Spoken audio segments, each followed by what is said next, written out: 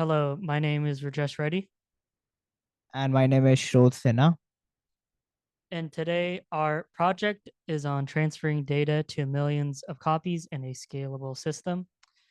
So, many modern applications, such as social media platforms, use scalability to ensure that user demand and data volumes grow, and the system can accommodate this growth without performance degradation.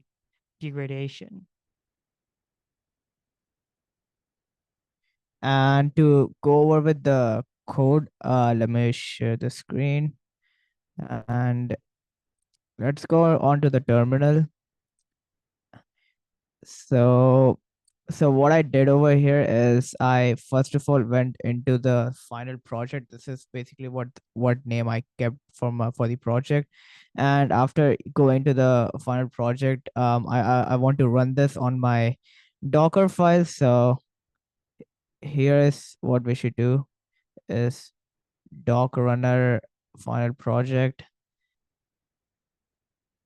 and then after having a look at the code, we can start by looking at the join process, which is like node 1 is the first node in the network, and it initializes itself as the first node. Node 2 is joining via existing code, and node 2 joins the network through node 1, establishing its place in the ring. Node 3 is joining via exiting node 1. Similarly, node 3 joins via node 1. Uh, Join operation time is around 0.00341 seconds, and which is really optimal. And for the stabilization, we have the network stabilization node 1, 2, and 3, and each of these node stabilize by updating their successor and predecessor pointers, and their operation time is also really optimal, which is 0.0028 seconds.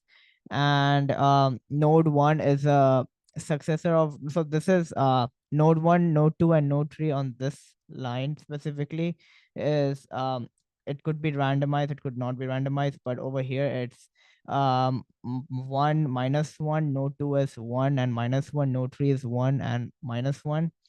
And talking about the data storage, which is basically stored in node 3, 2, and 1.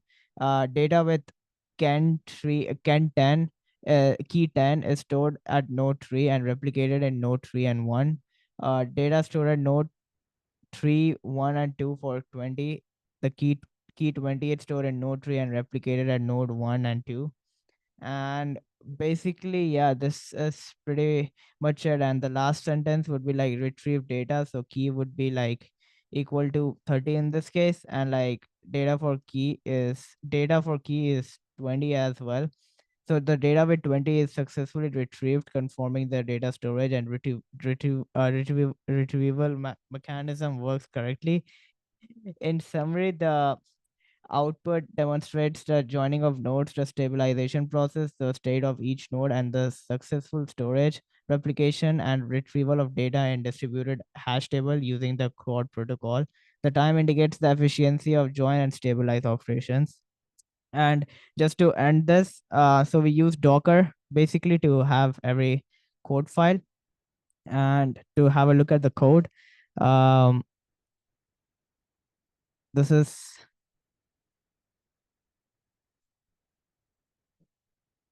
this is basically our code looks like.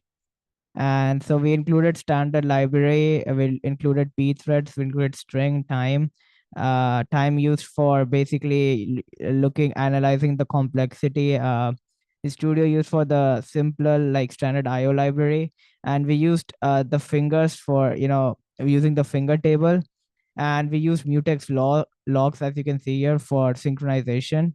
And as you can see, like if you scroll down, like you can see like node.create node, which was used to create a function to create a new node. And we used join to join basic the node, stabilization to stabilize the ring, and notified to notify the successor of a node. So this is how everything is. And we used node id to like set the id for the new node. And If we look at the code over here, it has mutex logs. It used to check existing code if it's null or not, and we used a stabilization to see if the to use as a function to stabilize the ring. And this is like how it is printed over here. And if we run this as well over here, again, it shows the stuff which we already talked about as the output, which I ran on the Docker. And this was pretty much it. If And thank you so much for listening to the presentation.